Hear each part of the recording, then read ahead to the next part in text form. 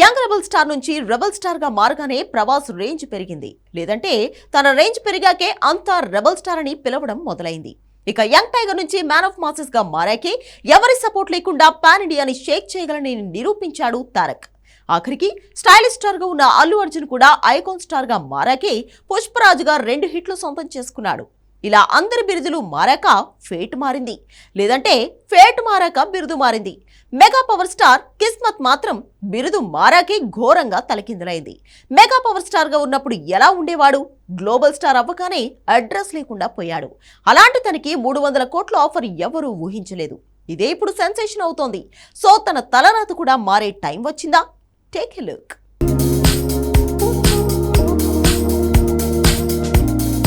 Friends నుంచి super స్టార్గా మారిన వెంటనే రాజమౌళి లాంటి దర్శకుడితో పాన్ వరల్డ్ మూవీ చేస్తున్నాడు మహేష్ బాబు.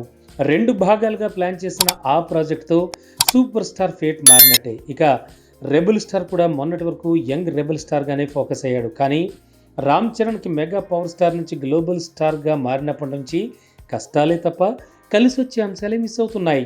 ఇక రెబల్ స్టార్ విషయానికి వస్తే ఎప్పుడైతే తనకు ఆ బిరుదు వచ్చిందో అప్పటి నుంచి సలార్ కల్కితో వరుసగా పాన్ ఇండియా హిట్లు సొంతమయ్యాయి.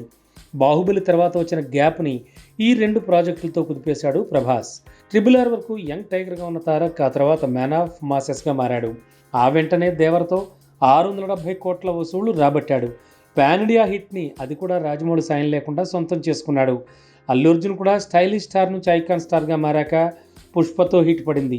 పుష్ప 2తో 2వ పాన్ ఇండియా హిట్ సొంతమైంది. ఇలా చూస్తే తనతో కలిసి RRR చేసిన ఎన్టీఆర్ మ్యాన్ ఆఫ్ ద మాసెస్గా మారి దేవరగా హిట్ మేట్ ఎక్కాడు.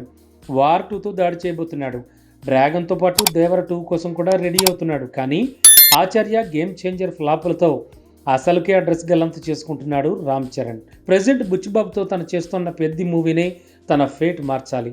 మొన్నటి వరకు జాన్వీ కపూర్తో జోడీ రణ్వీర్ సింగ్ గెస్ట్ రోల్తో పాటు ఏఆర్ రెహమాన్ మ్యూజిక్ మీద కొంతవరకు జనాలకు నమ్మకం ఉండేది. ఇలాంటి టైంలో నెట్ఫ్లిక్స్ సంస్థ 300 కోట్లకి సినిమా ఓటీటీ రైట్స్ కొనేందుకు ముందుకు రావడంతో లెక్కే మారిపోయేలా ఉంది. అసలు ఓటీటీ సంస్థలు రిలీజ్కి ముందే ఎంత పెద్ద హీరోల సినిమాలైనా కొనడం మానేశాయి. అలాంటిది ఏకంగా 300 కోట్ల డీలోకి అయినట్టుగా తెలుస్తోంది. అంతలా వాళ్ళకి గురి కుదిరిందంటే కంటెంట్లో దమ్ముందనే నమ్మకం పెరుగుతోంది. అదే జరిగితే గ్లోబల్ స్టార్గా మారాక తొలి హిట్ పెద్దితోనే దక్కే ఛాన్స్ ఉంది.